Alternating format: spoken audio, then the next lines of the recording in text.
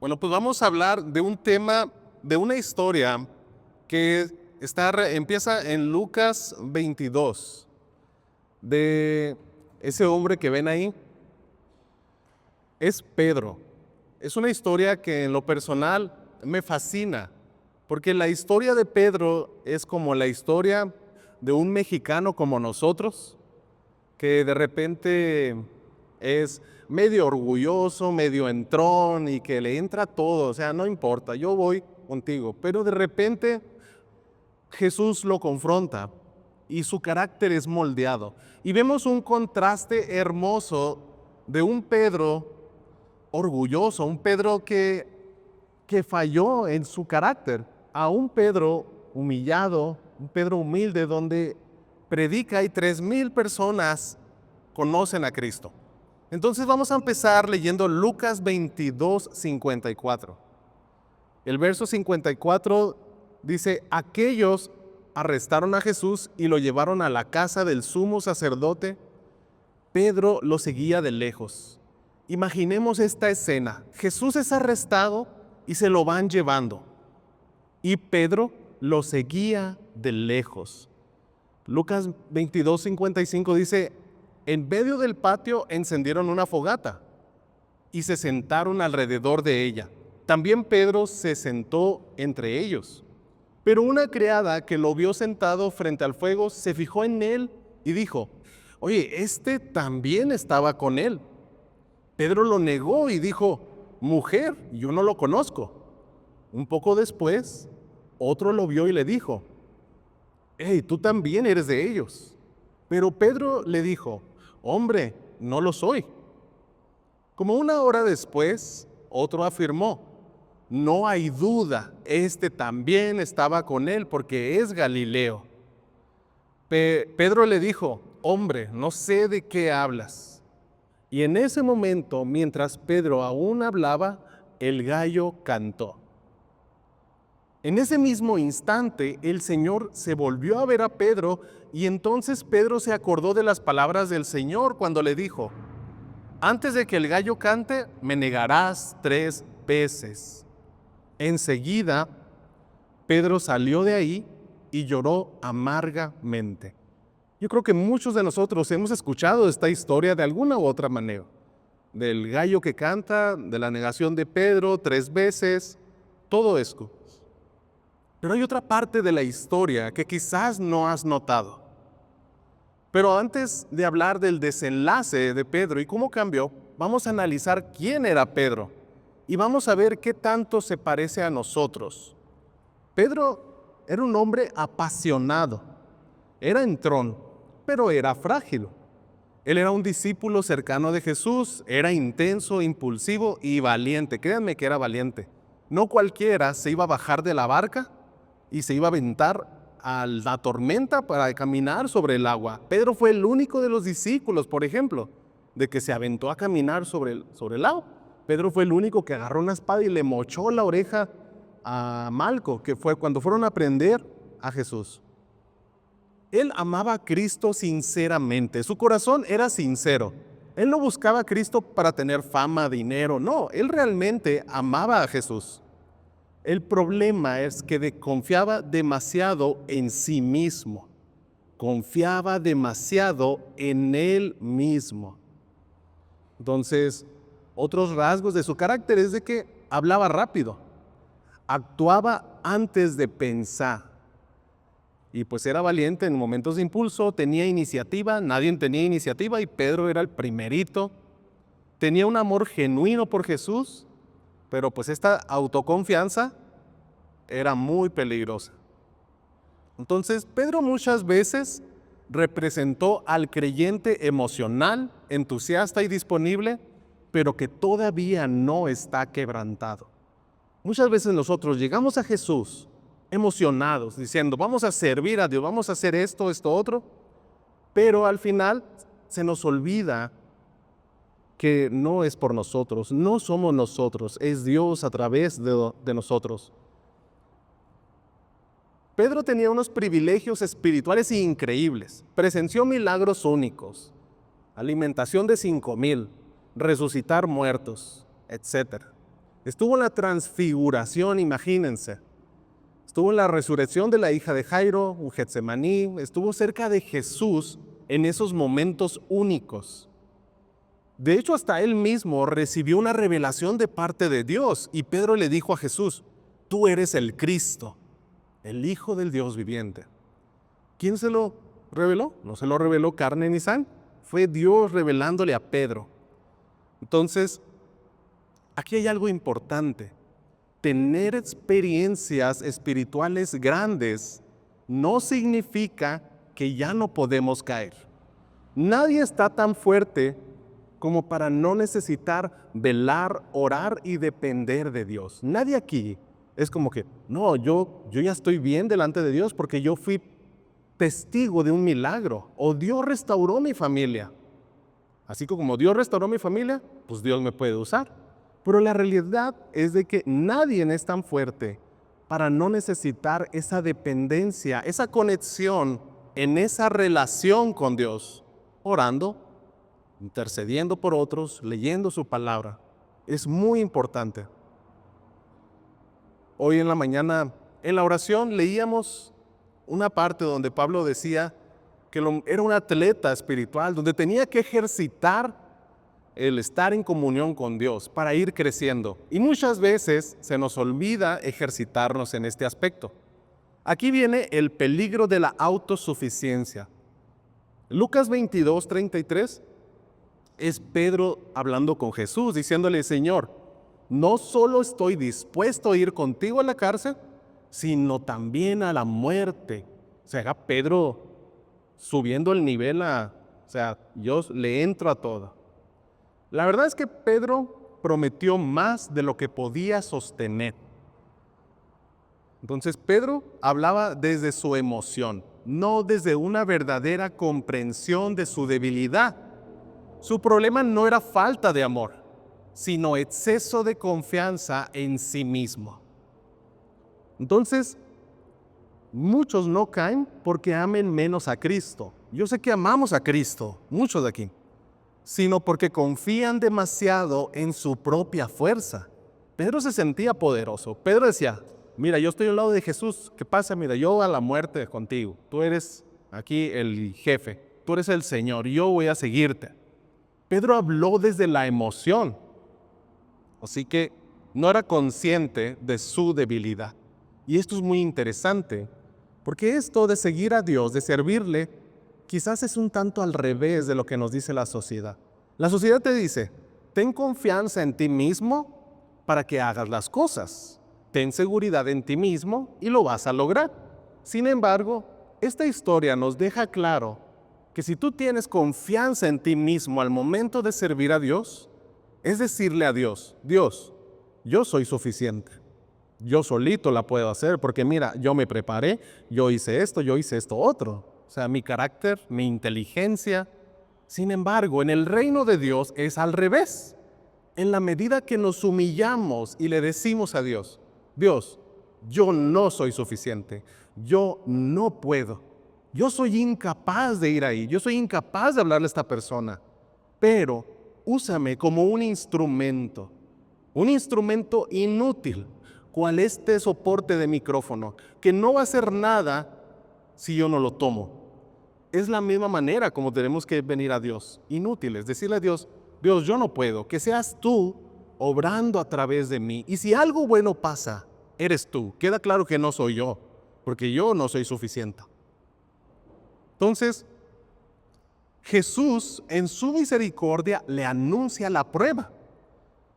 Lucas 22, 31 al 32 nos habla de algo muy interesante. Es uno de los pasajes más profundos del Nuevo Testamento. Jesús le dice a Pedro, Satanás os ha pedido para zarandearos como a trigo, pero yo he rogado por ti. Uno dirá, caray, ¿están negociando a Pedro, Satanás y Jesús? ¿Por qué dice Jesús estas palabras a Pedro? Es como Satanás viene con Jesús a decirle, oye, déjame zarandear a Pedro, déjame moverle el tapete para que veas que Pedro es pura paja. Se va ahí. queda más luz de este pasaje cuando comprendemos qué es ese zarandeo.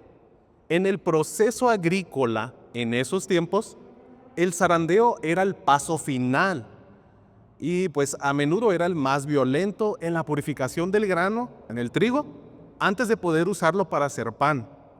El proceso completo tenía 3 fases de este zarandeo. El primer proceso era la trilla. La trilla es que se tomaban las espigas de trigo y se aplastaban. Se aplastaban las espigas y soltaban el granito.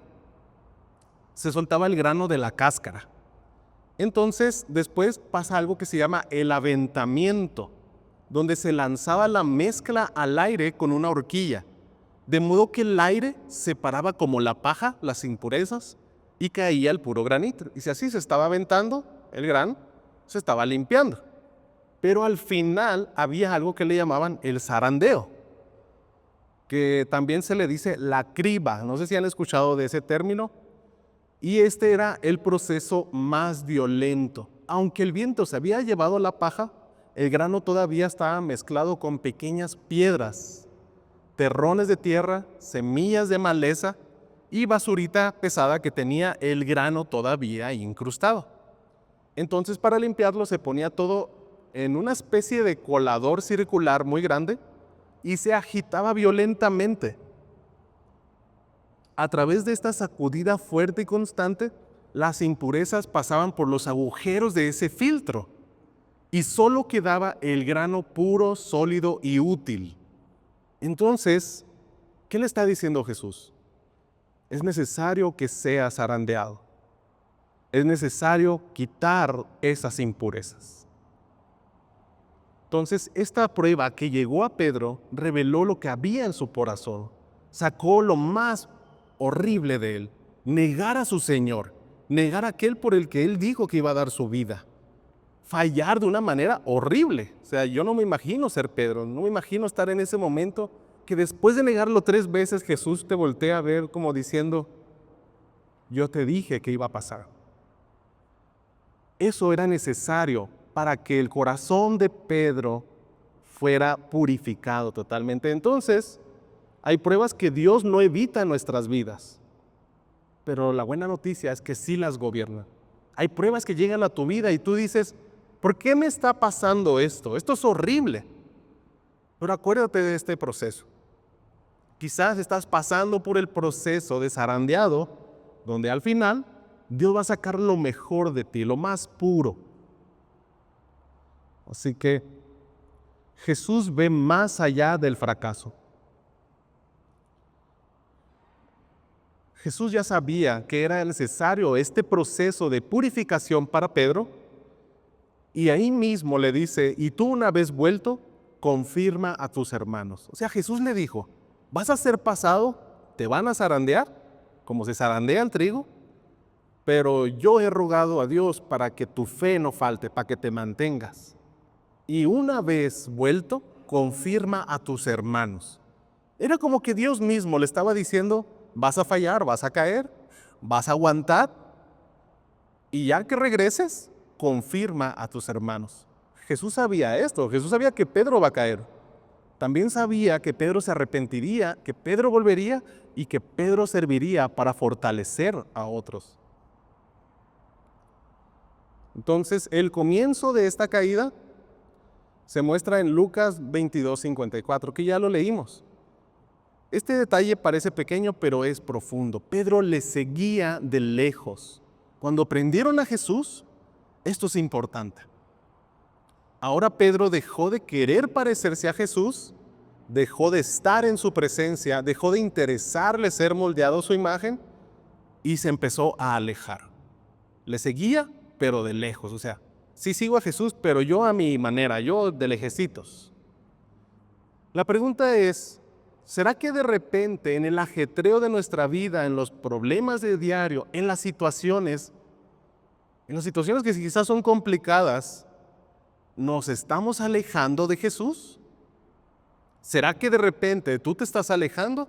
Porque esta es la antesala a la caída. Si tú quieres saber si vas a caer, bueno, pues fíjate cómo está tu relación con Dios. ¿Qué tan cerca estás de Jesús?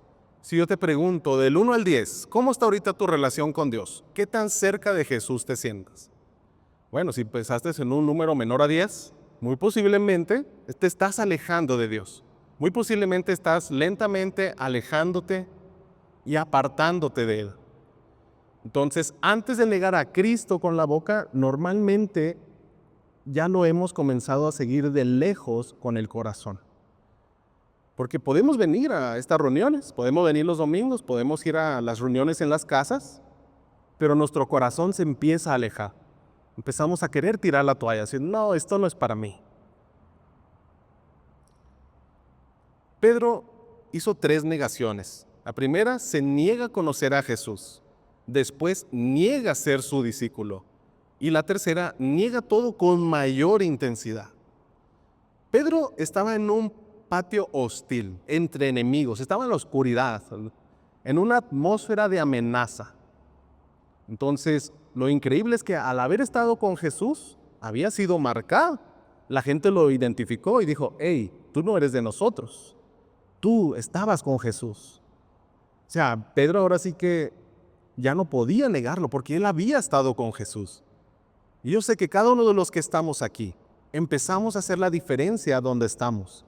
En nuestros trabajos nos dicen, oye, ¿por qué tú eres diferente? ¿Por qué tú hablas así? ¿Por qué cuando estoy contigo siento paz? Porque cuando estamos con Jesús, irremediablemente somos cambiados. Entonces, Pedro quiso observar sin ser identificado. Quiso estar cerca del acontecimiento sin pagar el costo de ser reconocido como discípulo. Hay creyentes que quieren seguir a Cristo, pero sin que nadie lo note. Hay creyentes que buscan seguir a Jesús, pero se mantienen tras bambalinas, acá aparte, yo aparte, y no quiero que nadie se dé cuenta. Quizás un tanto como Pedro, estando aparte. ¿Y eso qué originó? Originó la caída de Pedro. Y eso ocasiona caídas en nosotros. Cuando nos avergonzamos de Dios, cuando nos avergonzamos de creer en Jesús allá afuera, vamos a caer irremediablemente.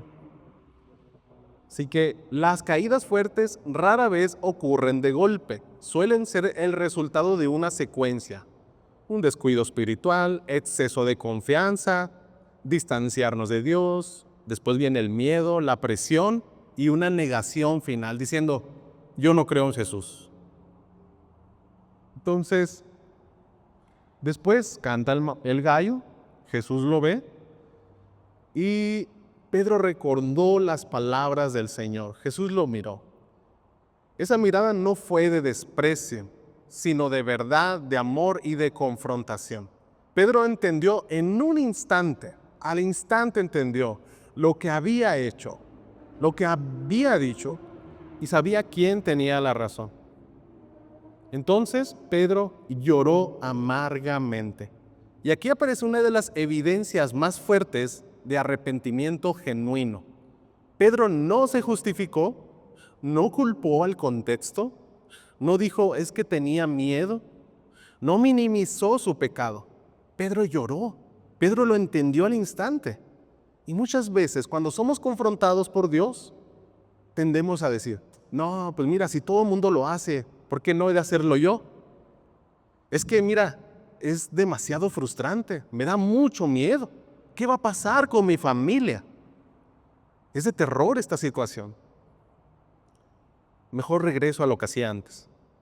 Pedro no se justificó, Pedro lloró. Hay una diferencia entre Judas, que fue a entregar a Jesús. Y la diferencia de él con Pedro es que Judas, este pecado lo llevó a desesperación. Se desesperó. Y Pedro pecó, pero su quebranto lo dejó abierto para la restauración.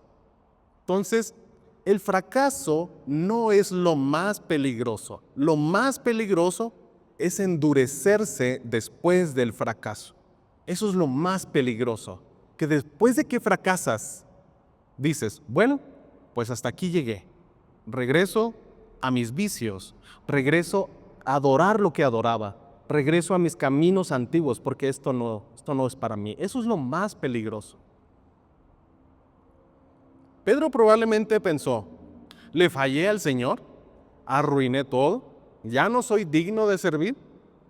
Entonces, la culpa que viene a tu corazón después de una caída intenta redefinir tu identidad real. La Biblia no narra cada pensamiento de Pedro, pero podemos imaginar su dolor. Podemos imaginar, quizás Pedro pensó muchas cosas. Y este es el territorio favorito de la culpa tóxica. Cuando la caída comienza a tomar autoridad y quiere redefinir realmente quiénes somos en Cristo. Pedro seguramente pensó que todo había terminado. No había negado a un compañero, no había fallado en una tarea menor. Había negado públicamente a su maestro. Algo gravísimo. O sea, yo pienso que no había algo más grave que eso en ese momento. A los ojos humanos, Pedro parecía descalificado. Desde su punto de vista, si ustedes hubieran estado ahí justo en ese momento, Pedro negando a Cristo, Pedro diciendo groserías de Jesús, después de todo lo que vivió Pedro, ¿cómo lo hubiéramos juzgado a Pedro? ¿Qué hubiéramos pensado? Hubiéramos pensado, este tipo no tiene perdón de Dios. O sea, después de estar con Jesús caminando a su lado, esta persona, yo no doy ni un 5 por él, es un traicionero.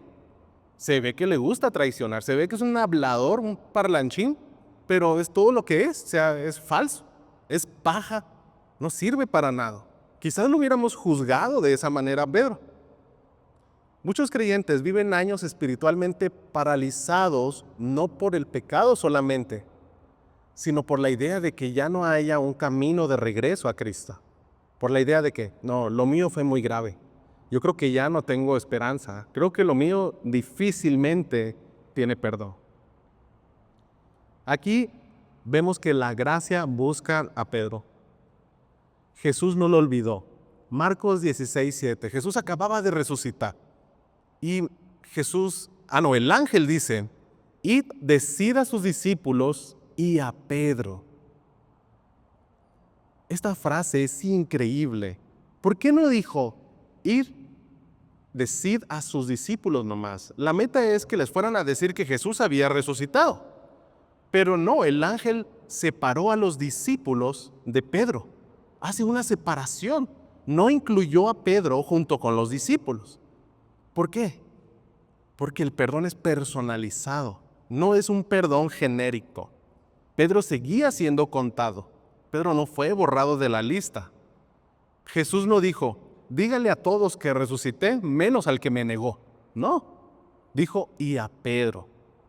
Entonces, la gracia personaliza la restauración.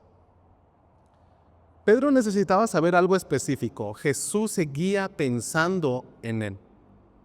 La gracia de Dios no es genérica. No es como que, pues Dios me está perdonando así. No, Dios es personalmente contigo, con cada uno de nosotros. Dios nos habla por nuestro nombre y nos perdona. El Cristo resucitado sigue buscando al que cayó. Dios no abandona a los suyos en su peor momento. Dios no abandona a los suyos cuando se ve que la persona está caída. Después, Pedro volvió a pescar. Pedro, después de haber fallado de esta manera, posiblemente dijo, ¿qué estoy haciendo? Estoy perdiendo mi tiempo con esto de seguir a Jesús. Voy a regresar a lo que mejor sé hacer, que es pescar. Que no era cierto porque no podía pescar cuando conoció por primera vez a Jesús. Y regresó a pescar. Regresó. Y Juan 21 nos trae una historia maravillosa, donde nos muestra a alguien que se siente indigno, que empieza a hacer otra vez lo que hacía antes y regresa. Pedro no es como que fue valiente y dijo, no, pues fallé, pero pues en Jesús tengo misericordia, gracia y voy a regresar. No dijo eso Pedro. Pedro regresó a pescar. Ahora imaginemos esta escena. Pedro está en la barca. Dice la palabra de Dios un detalle muy pequeño y muy interesante. Pedro estaba sin ropa, estaba pescando. O sea, estaba desilusionado de la vida al punto de que hasta se quitó la ropa para ir a pescar. O sea, no le importaba nada, ya sí, ya fracasé. Es lo peor de lo peor. Ni vergüenza ya tenía. Andaba pescando ahí.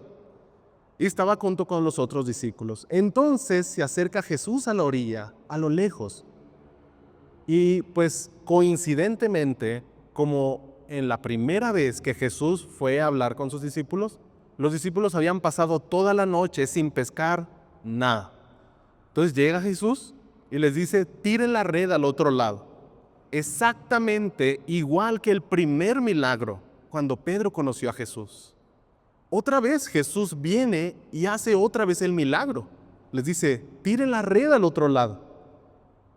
Lo que es fascinante, lo que es increíble, lo que nos vuela la cabeza, es de que entre los dos milagros hay una traición. Entre los dos milagros, alguien falló.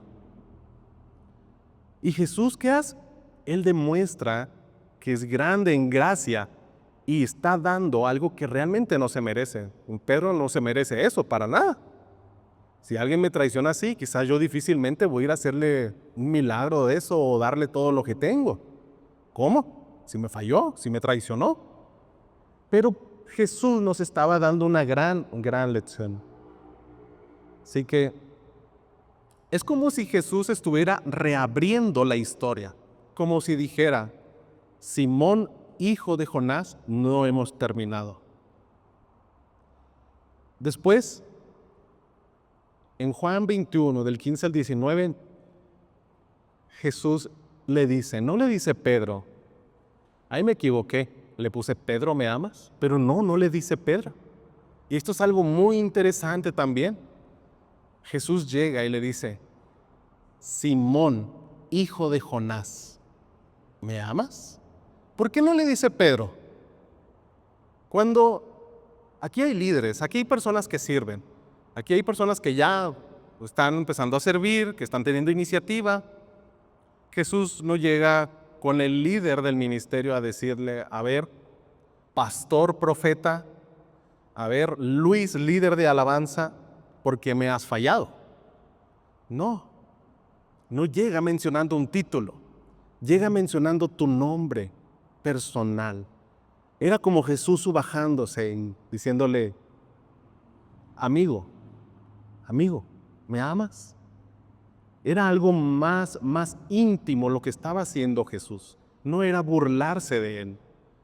Jesús le había puesto Pedro con un motivo. O sea, le estaba nombrando como apóstol, así como que, tú eres aquí bueno en el ministerio. Tú vas a servir y todo eso. Eres Pedro, eres una roca. Pero ahora Jesús no le llegó diciendo, a ver, Pedrito, ¿qué pasó? A ver, Pedro, ¿tú eres el Pedro, la roca? ¿Se me suavizaste? ¿Te hiciste lodo? No llegó Jesús así. Llegó diciéndole, Simón, hijo de Jonás. Y Jesús llega así igual con nosotros. Y aquí va el centro del asunto, el amor. Porque el ministerio no se sostiene solo con talento, con carisma o impulsividad. Se sostiene con amor verdadero por Cristo. Jesús le pregunta, cada vez que Pedro le negó, Jesús le pregunta si lo amo. Entonces, Cristo no solo tapa el pecado, Cristo sana la raíz de la fractura. Y cada respuesta de Jesús a Pedro es una comisión. Le dijo, apacienta mis corderos, pastorea mis ovejas, apacienta mis ovejas. Era como un Jesús que después de que Pedro falló, lo estaba elevando a nivel de pastorado, por así decirlo. Es como, ya fallaste, ya te arrepentiste, ya fuiste pasado por el zarandeo, ahora sí, ya está el Pedro que yo necesitaba. Ahora sí está el Pedro que está más hecho conforme a mi imagen y ahora tienes una tarea más grande. Entonces, antes Pedro decía, aunque todos te nieguen, yo no. Ahora Pedro ya no presume. Ahora responde con humildad. Dice, Señor, tú sabes. Ni siquiera se atreve a decir Pedro, Señor, claro que te amo. O sea, yo soy aquí el bueno, ya sabes. No.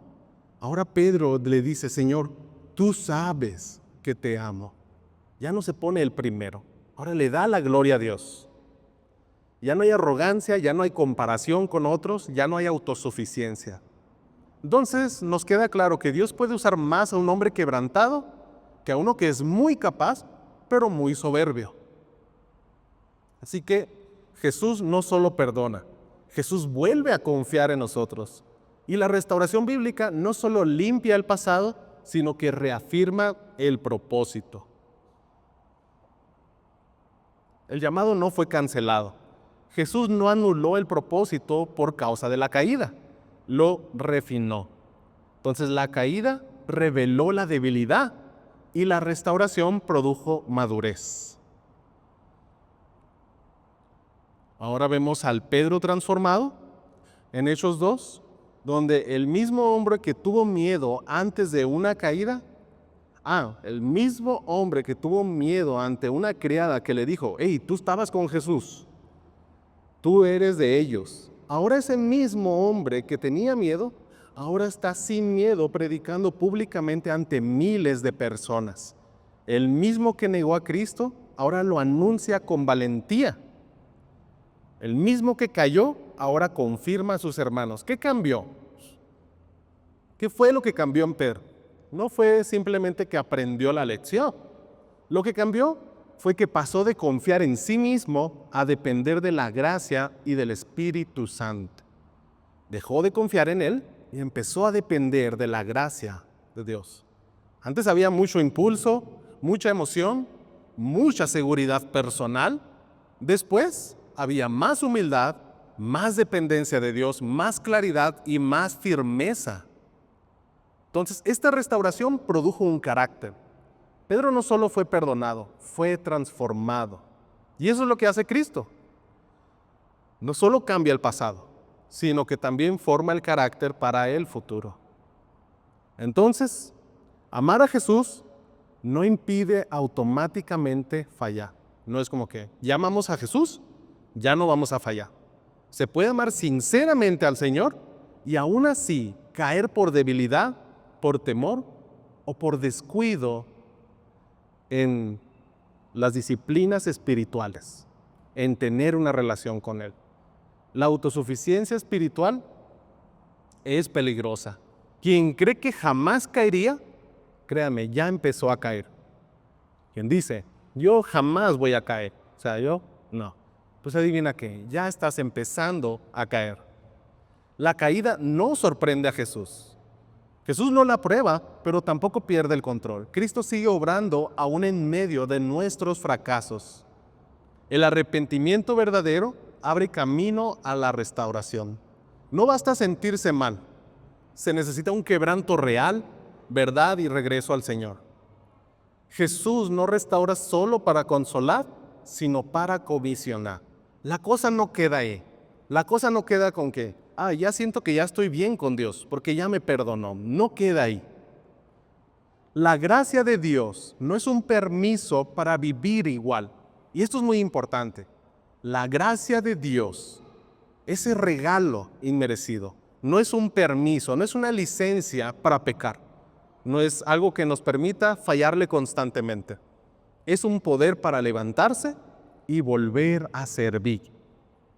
Levantarse y volver a servir.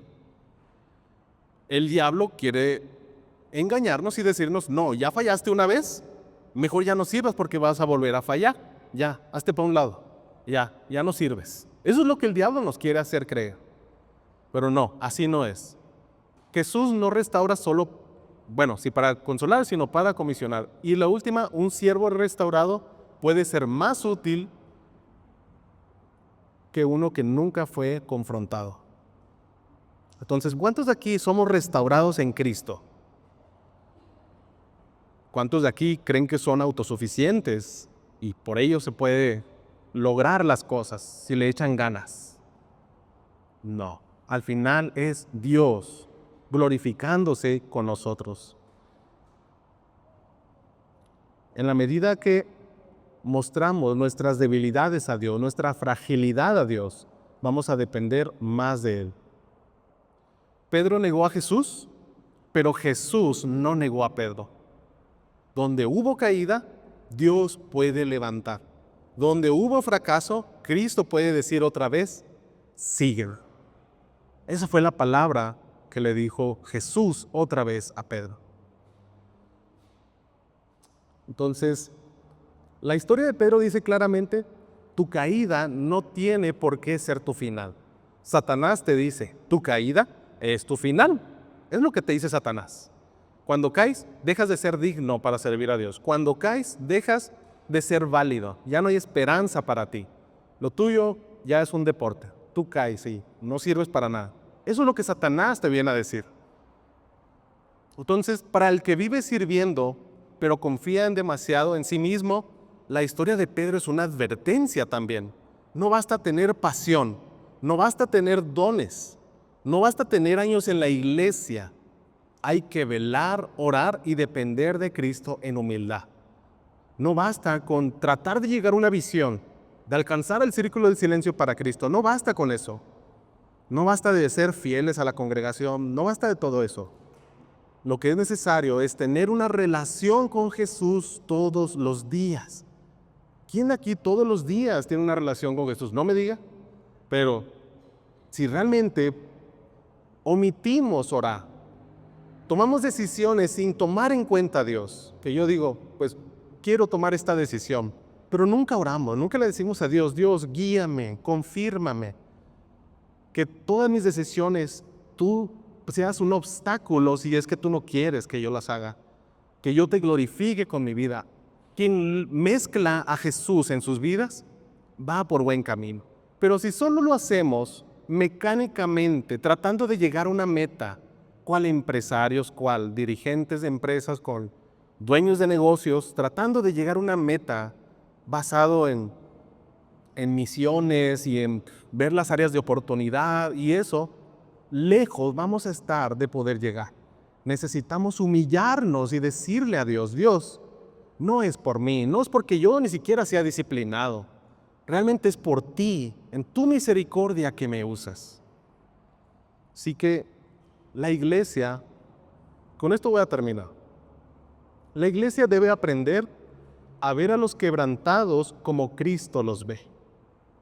No justificar el pecado, pero tampoco cancelar a quien Cristo quiere restaurar.